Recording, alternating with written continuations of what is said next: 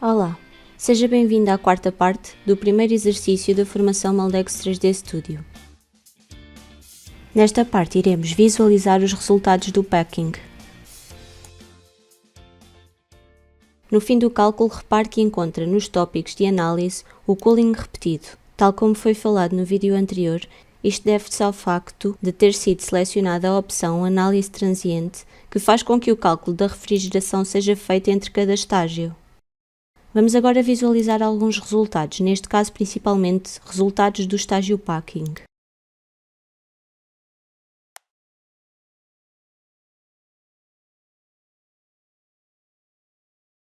O resultado da pressão aplicada no estágio packing apresenta a distribuição de pressões ao longo da peça que contribuem para compactar. Este valor foi determinado nas condições de processamento. Pode ser aqui verificado que cerca de metade da peça não está a ser compactada e por isso deverá ser aumentada a pressão de compactação.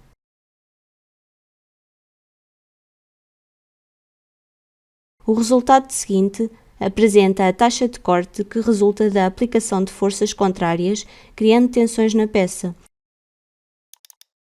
Este pode ser causa de defeitos na peça devido às aplicações de forças que ao mesmo tempo atuam em sentidos opostos.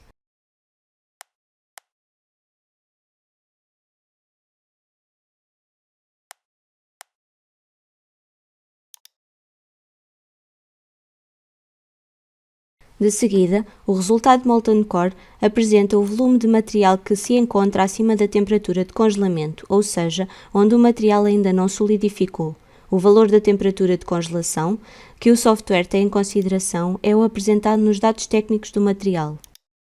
Este é um resultado que deve ser verificado em cada estágio, mas em especial no estágio onde se está o fim do ciclo, estágio do cooling, e deve ser verificada a camada de material sólido em toda a superfície externa da peça. De seguida, vamos verificar os resultados apresentados em forma de gráfico.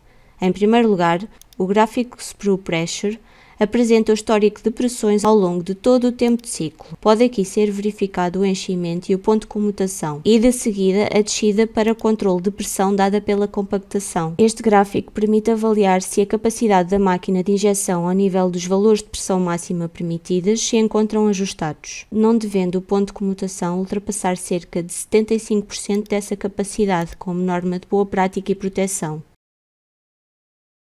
Os gráficos do Moldex são configuráveis de modo a alterar a sua representação gráfica.